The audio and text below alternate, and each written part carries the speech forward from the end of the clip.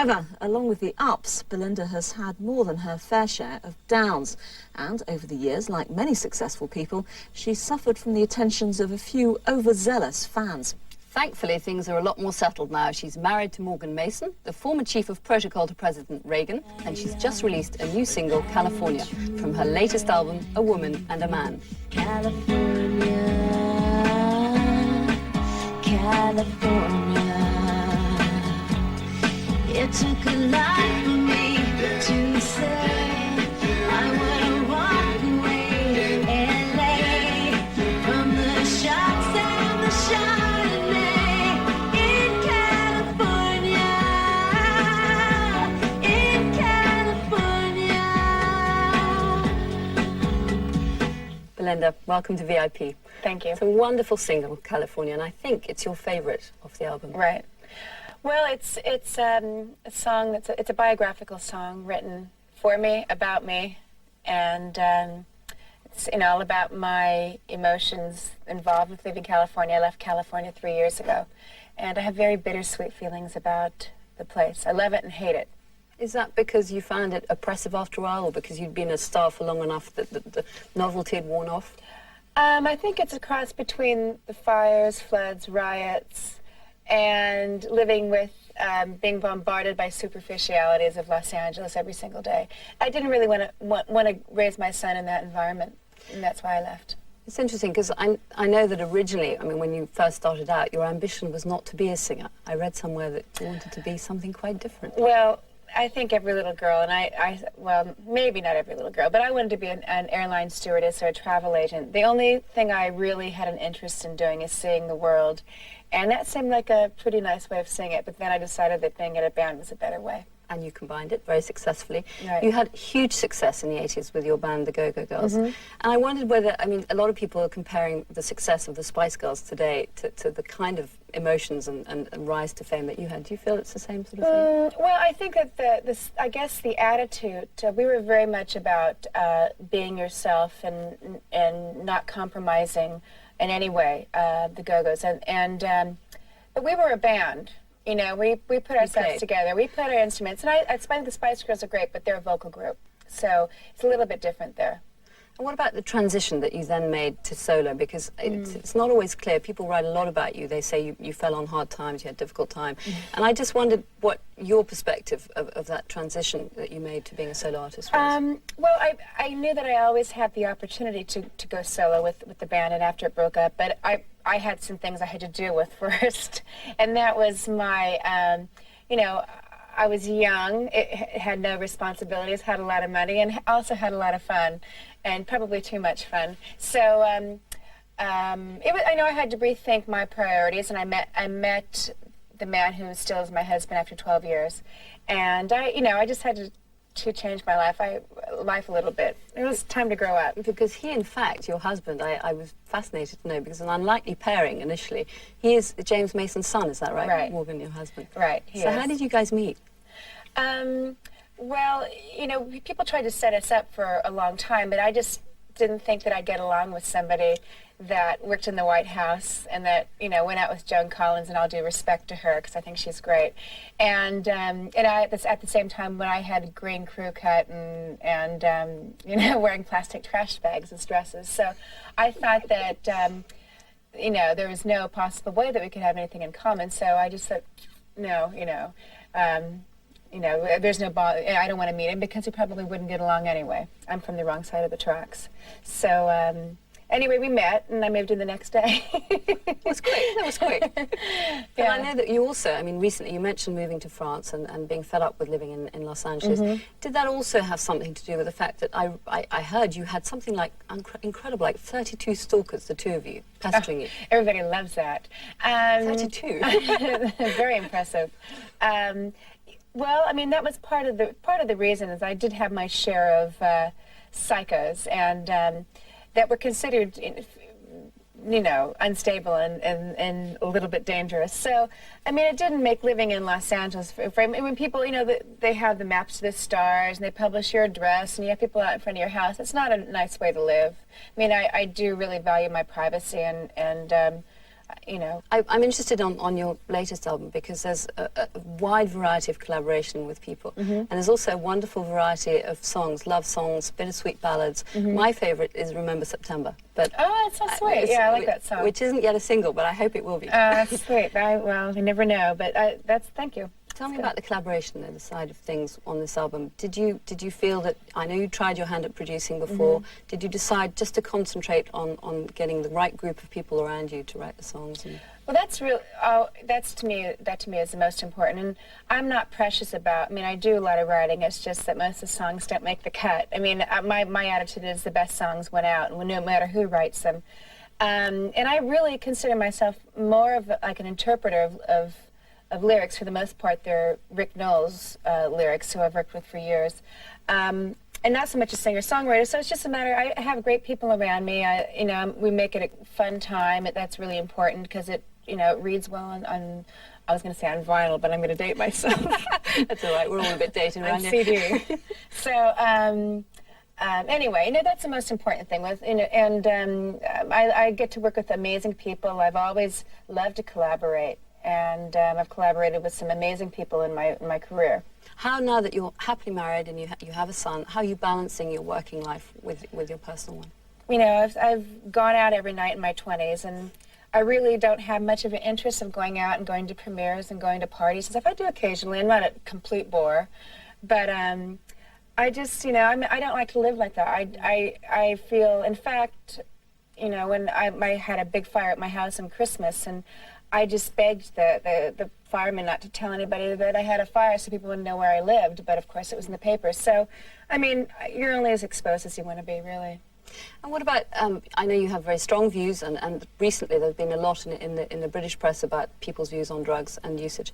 And I think you may have been misquoted in the press recently. What are your views on You that? may want to hear, I think drugs should be legalized. And I just think For what that... particular reason? I think that it's such a problem now. I don't think... Drugs are just a symptom of deep-rooted problems, and until you get to those problems, it's, you know, it's going to be around. And I think to legalize it, to tax it, and to you know, use that money for drug education and for, you know, schools and for other things. I mean, it works in Holland, it works in countries that you know, that have that policy. And you know, it's a sad commentary on what's going on in the world today, but just the way it is. I think people should really just, you know, deal with it. I mean, drugs are here, and I don't think they're going to go away.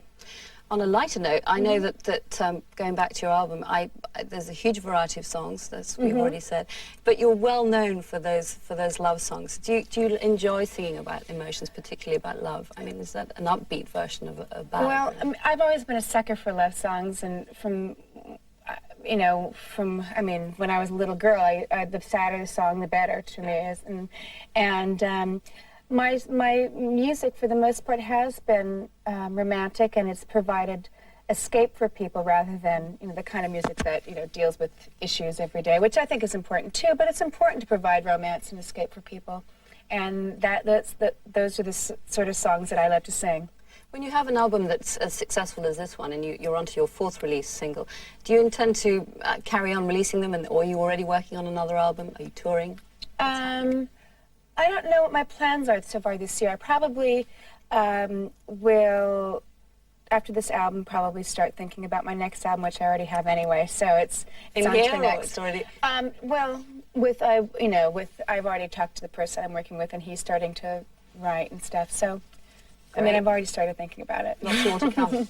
Belinda, I have to chip in. I noticed Katrina was talking there about collaboration, and one set of people that you've collaborated, or one particular person that you've collaborated, is somebody from the Beach Boys. Right. Were they an early influence for you? Yeah, I know. It makes me want to pop around too.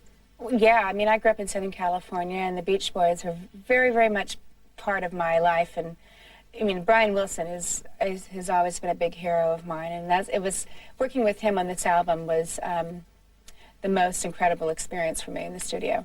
Nice to make heroes into fans as well. Yeah, That's great. I love it. Belinda, thank you very much for joining us. It's Thank a great you. album. Everybody should have it. All right, well, unfortunately, we have to take a short break now, but don't go away, because next I'll be talking to... Yeah, this is me. Posy. Yeah. You look fantastic.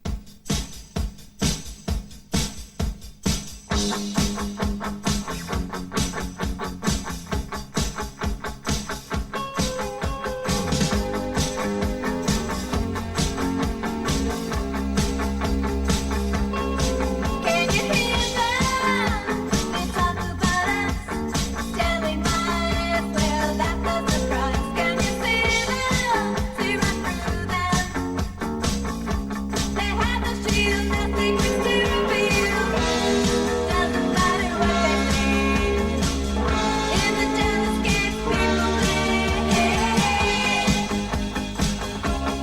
All it's I see you. What we hear about sort of at the beginning of the Go-Go's, the beginning of your career, is that it started in the LA punk scene. But I guess that's kind of different to what the English regard as the punk scene that happened here.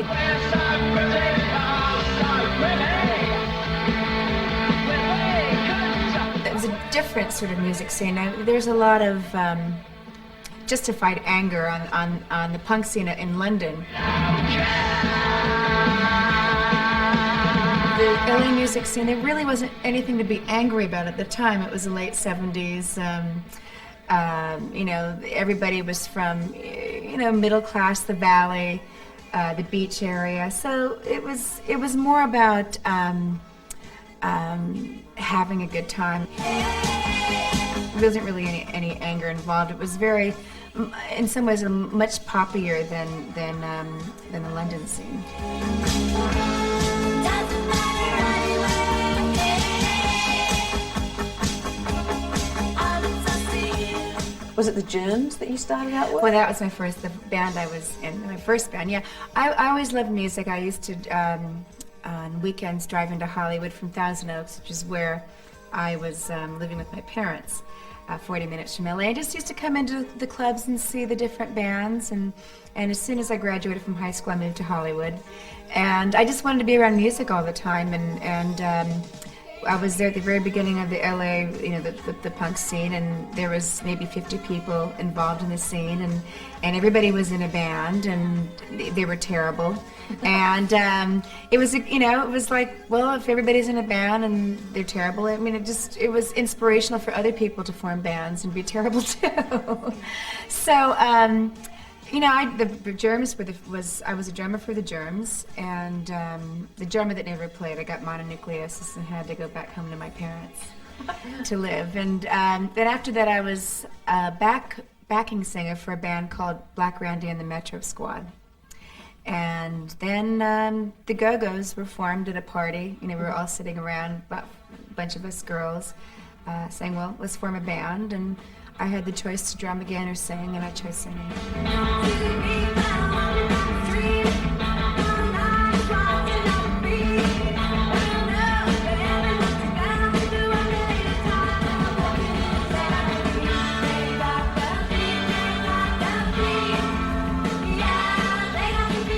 I didn't really have any ambitions to really, serious ambitions to be a singer or a musician. I mean, I just was out to have a good time, and you know, on the weekends, and that's it. And so, I mean, I just sort of fell into it. It was this is obviously what I meant to be doing, because I've been doing it for such a long time. So I just fell into it by accident. I mean, we were endearingly terrible and endearingly horrible. I mean, our first gig, we played 3 songs, and the first song was the same song. It was played, you know, the third song. Anyway. But I mean, so people would, you know, we were packing clubs from the minute we started because people couldn't believe that we had the nerve. Does your experience in an all-girl band give you any kind of take on the girl bands that seem to be proliferating at the moment? I don't know if you know, the Kinnicky, Spice Girls, that kind of thing. Do you look at them and think, ha, been there, done that? Or do you think, all power to you, go for it? You know, I'm not really that familiar with a whole lot of, I mean, of course I know the Spice Girls, but to me the Spice Girls are more of a vocal band. I mean, vocal group, they're not a band. And when I do see the L7s, or what I consider to be a real girl band, then you know, and boy drummers do not count. I'm sorry. That is not an all-girl band. So it has to, an all-girl band is just girls that play their instruments and they sing and they play their own instruments, and it's a self-contained unit, not something that's put together, you know, to look good. I'm giving you everything, all that joy can bring. This I swear, I'll give you everything. Having the label of the cute, bubbly, and effervescent was really, you know, sort of a superficial, one-dimensional label to have, and we were really much more complex than that. And I just think that we all felt the pressure and handled it in different ways.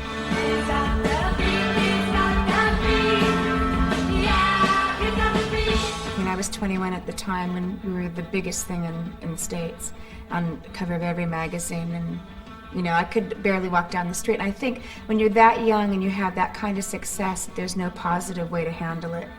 And we each handled it in our own way, most of it negatively. I mean, what should have been the most fun was really, I never felt more confused and more lonely. And my way of handling it was doing massive drugs, and it was my. You know, it was everybody had their way. And Charlotte, you know, who had the drug thing, everybody had their little thing. It's just so hard for that kind of success, and there's no lessons to prepare you. You know, you can't go to school to prepare you for something like that, and you go through all the feelings of guilt and, you know, what do I deserve this and whatever. But that, and you know, that people allow you to behave a certain way because musicians are expected to act a certain way. And we took advantage of that too. You know, people assumed that we were wild and flaky, so we were.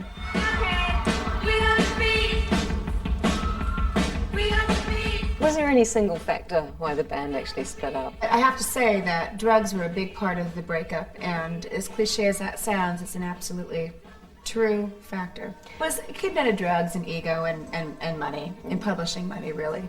All the cliches that break up all the other bands. Can you hear love? Telling my well, that was a surprise. Can you feel love? You're they have a shield, nothing can stand me. How did you come out of it? I mean, how did the excesses stop? Did the money run out? Partly partly the money. I think that just really, I mean, the reality is that I met my husband, and he didn't give me any ultimatums. I just felt, I mean, I met somebody who I knew that I could have a great life with, and I knew that I would blow it if I didn't change my ways. I was ready. I think you just have to be ready and willing to make the changes, and I was. Ooh, baby, do you know what that's worth? Ooh, heaven is a place on earth. They say in heaven, love comes first. We'll make heaven our place on earth. You are, I would say, the only go-go to have a kind of a sustained commercial success since the demise of the band. Mm-hmm. What do you put that down to? Well, I think I had a head start anyway, to be honest, because I was, you know, people have a tendency to focus on the singer of a band anyway. But I think that part of it is my voice, which is not the best voice in the world, but it's definitely distinctive. And I think that it's partly because I have a really good sense of myself, and I know my abilities as a singer and what I'm good at doing, and I think I have a good ear. And I also think it is luck and timing and destiny.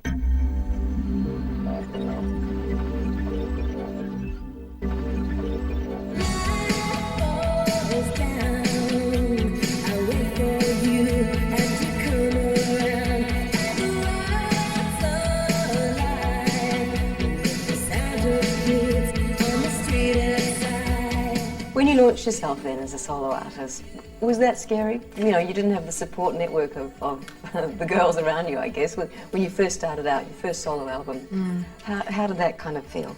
I wasn't really, I didn't really think about what it would entail doing something on my own until after I finished my album. Then I got scared, but it was too late, so I had to go through with it. You know, it was very scary going out there and supporting that record and playing live dates without my security blanket. And the Gogos are my security blanket. So I had to get used to to being on my own. Yeah. Was it difficult to do that, or did you, once you kind of got into it, it was like, you know, I'm in control here. This is mine. It's not anybody else's. You know, still sometimes I do miss the camaraderie of a group, and I mean, for the most part, I'm very used to being on my own now, and I can't imagine going back into a situation where I have to listen to other people's input and other people's schedules and whatever. I couldn't do that now, but I mean, it's, you know, first it was very hard, and having, you know, having to be the focus, and when it was usually divided 4 or 5 ways.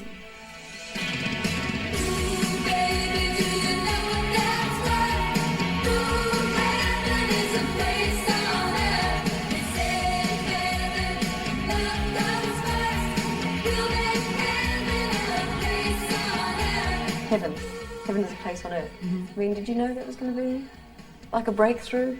Yeah, I did. Yeah. I mean, to me, it just was undeniable that I thought it sounded like a #1 song. Well, you know, I never had a #1 song before, but to me, it sounded like a #1 song, and it was. It was a #1, and that was my biggest song. I mean, those kind of moments, like Heaven, when they're moments, it's you know, like a once in a career song. You know, I don't go around chasing after my another Heaven, because that was just perfect song for the time, and it just to me it was just undeniable. And I think that one of my strengths, I definitely can hear a hit.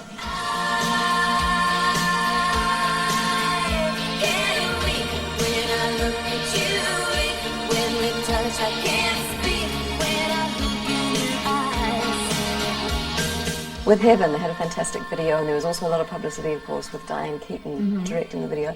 How much have videos been a part for you of your solo success, you think? Well, I think,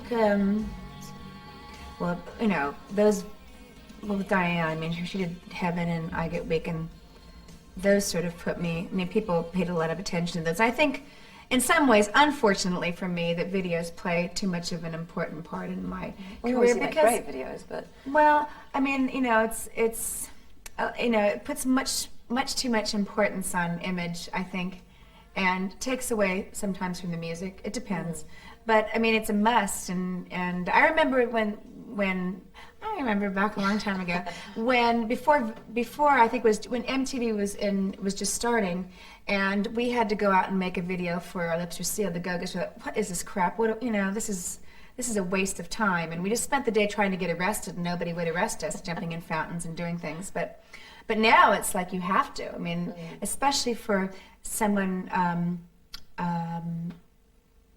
pop music. I think pop music, it's sort of a must. Out of all the videos, I've made so many videos in my career, I think maybe 2 or 3 I might be happy with. yeah. What are your favorites? Can you think of any? I mean, obviously it's a vast I think list. Heaven is a great video. I think Diane did a great job, and I think it has a great look to it. Mad About You was a great video. It had there was something about it that was really special. Last Night in Love in the Key of C is a really good video too. Very simple. It looks really good. But besides that, I mean, most of them I think, you know, they're fine, but they're not great.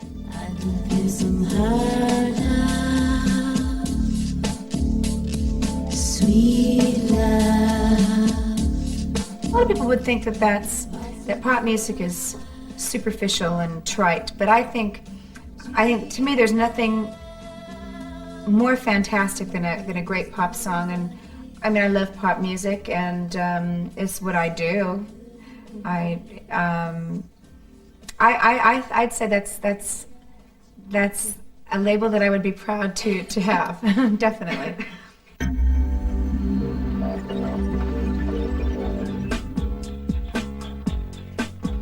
I remember I was in the tanning salon when I heard that River Phoenix was gone. They say that only the good die young, but that ain't true where I come from. California, California. The latest album, A Woman and a Man of Few. How did that come about? I went through a really weird thing where I just had to change everything. I cut my hair off really short. I left Virgin, you know, it was an amicable split, but it was my choice. I changed countries. I mean, you know, sometimes it's just good to shake things up a bit, and I shook things up a big time. I did it all at once. So, you know, with a change of label, I think that you just sort of get complacent after a while with each other. And, you know, I left, and now it's good to have more input and you know, people's opinions, and it's just good to have fresh blood, really. The change in cultures, I mean, that was like one of the hardest things I've ever done. I think that just was character building, and it just made me a more confident, strong person, and that also sort of that confidence found its way into the way I work, really, also.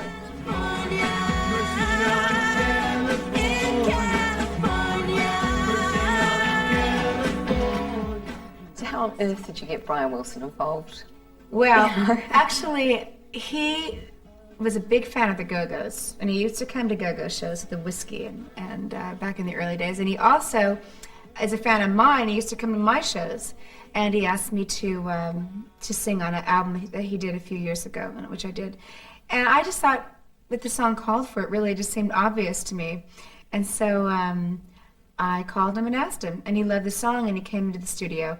And he is a very special human being, and an amazing man. And he's a big part of my life. I grew up with him, and he's, you know, I just think he's the best. I was high and dry. Don't ask me why. We took the wrong turn that day, out on that long, lonely highway. You collaborated also with, is it Pierre Gessel from Roxy, and also contributed to the album. How did that come about? That was actually an idea working with Pierre was an idea put to me by the record company, and I thought it was a great idea. I think he's a great pop songwriter. And so we had dinner, we got along great, and he wrote a few songs for me. Went to Stockholm and recorded Always Breaking My Heart last summer, and the summer before that. Was it? Yeah, and you know, he actually wrote 2 songs for the album, and he's a really great guy, and he's a great pop writer. Susanna Hoff's also, is she on this album? Yeah, Susanna is an old friend of mine, and she used to be a partner of mine in crime. We used to get in a lot of trouble together. Yes. And I love her voice. I think she has a great voice. So and she's sang backgrounds on a few of my things in the past, and I just love to listen to her sing, and it's always a pleasure to have her on my albums. Just when I felt that I had enough, and I thought my life just wasn't living up, you came to me so naturally, giving me love in the key of C. A new single, California. You the video for that. Could you tell us a little bit about that? To me, it's my favorite song on the album because it's autobiographical. It's about me leaving Los Angeles and how I feel about it, and still, it's a very bittersweet song. And it just called for, you know, I mean, it needed to be shot in LA. So Philippe Gautier, who I think is great, who directed my last 2 videos, Love in the Key of C, and Always Breaking My Heart, directed this one, and it's, you know, it's has a very California feel to it, and I'm happy with it. Took a lot for me to say I wanna walk away, LA, from the sharks and the Chardonnay in California. It took a lot for me to say I want to walk away, LA, from the sharks and the Chardonnay in California. Did you want to bring your son up in a different place? Did you feel that Was that one of the reasons for leaving, or? Yes. I could not imagine giving my son a quality childhood in that city. I had a great, I was born and raised there, and it's not the same place that it was when I was growing up. And it's just I mean, I really don't care for it. And I just don't want my son being around it. I don't, it's just too dangerous.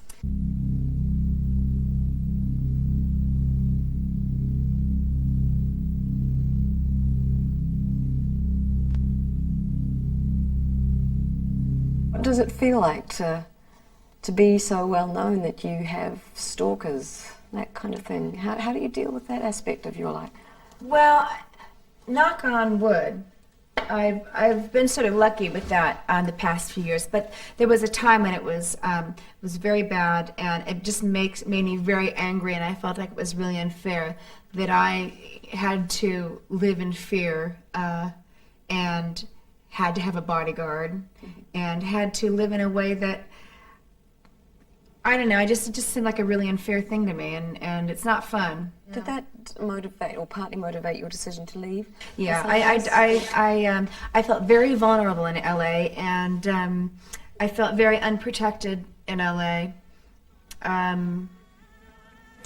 and I didn't. I mean, it was part of it, definitely part of it.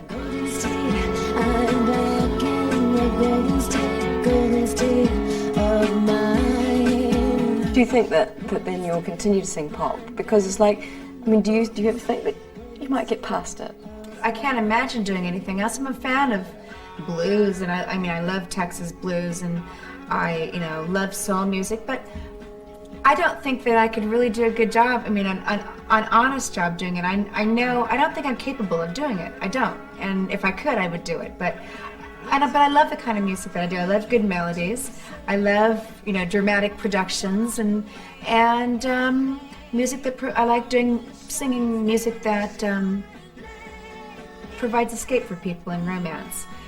I've been making records since 1978, so it's almost 20 years, and still being successful at it. So it's, sometimes I have to sort of pinch myself.